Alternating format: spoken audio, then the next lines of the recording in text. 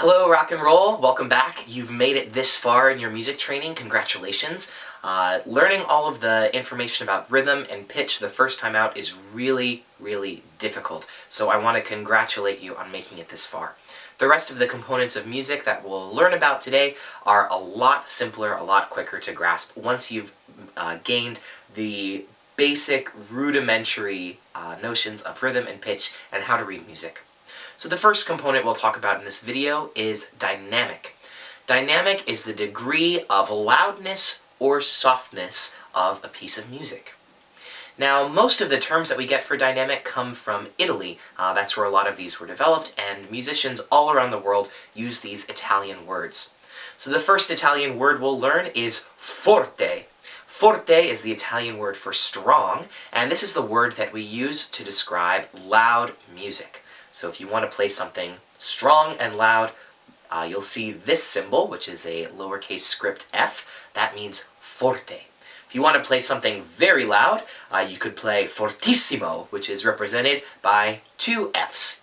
And if you want to go really, really loud, you'll say fortissimo, and so on and so forth, adding more f's. Now to play something medium loud, that's not quiet, but still strong, you would say mezzo forte, which is this MF symbol over here. Then, if you want to move down a little softer, you could have the word piano, which is just like our word for the instrument, the piano, and this means soft. What was so revolutionary about the piano was that it was different than a harpsichord, which plucked all of the strings, in that you could actually play softly and have different degrees of dynamics. So the word piano in Italian means soft. If you want to be very quiet, you can be pianissimo, very, very soft, which is represented by these two P's. And if you want to play soft in the middle, then that's mezzo piano.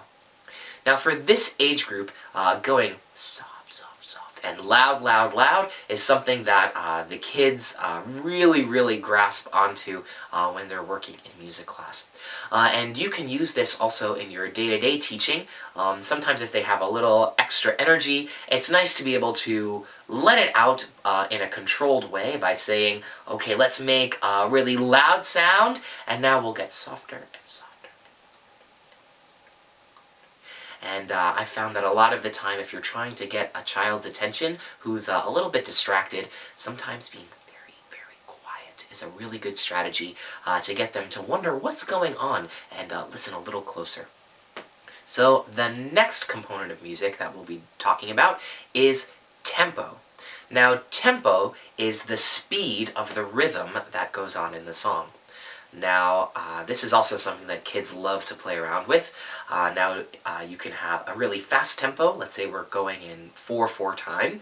You could do 1, 2, 3, 4, 1, 2, 3, 4, 1, 2, 3, 4, 1, 2, 3, 4, 1, 2, 3, 4, 1, 2, 3, 4. Or you could do a very slow tempo. 1, 2, 3, 4, 1, 2, 3, 4. Now, a lot of the words that we have for different types of tempos also come from Italian. Now, some of them include largo, which is very, very slow. And then we also have andante, which is sort of at a nice walking pace. Andante, it means walking. And then, if you want to go really fast, you can have presto, which is extremely, extremely, extremely fast. So this is another thing that young children are very, very keen to clue into when they're playing music or doing other activities in the classroom. Can I do this activity very, very fast?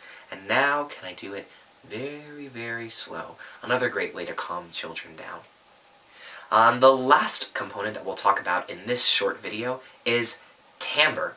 Now, timbre, that is how you pronounce it, timbre, is a little bit more abstract.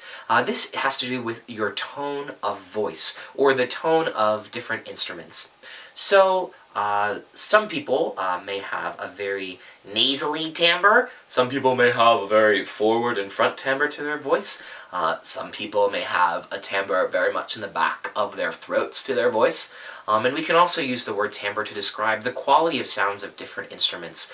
What makes the sound of an electric guitar, for example, different than the sound of a trumpet, or a drum, or a violin?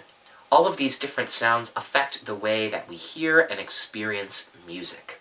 And it also is very, very impactful on the experience of young children, who oftentimes hear timbre a lot more immediately than they will hear something like a pitch. The way that you can think about timbre is also to examine the timbre not only in your voice as you're singing, but also the timbre of your voice, the tone of your voice, as you speak regularly in the classroom. Typically, when you're speaking to small children, you want to make sure that you're audible, that you're clear, that they can understand what you're saying, because they're still grasping and understanding all of these new language concepts. But you also want to be gentle, compassionate, and understanding. So you always sort of want to ride in the middle for preschool timbre. You want to keep things clean and clear while being gentle and compassionate. So we'll have a little quiz at the end of this video as well, and we have just 2 more components. One more and then a bonus one to talk about in the next video of your music training.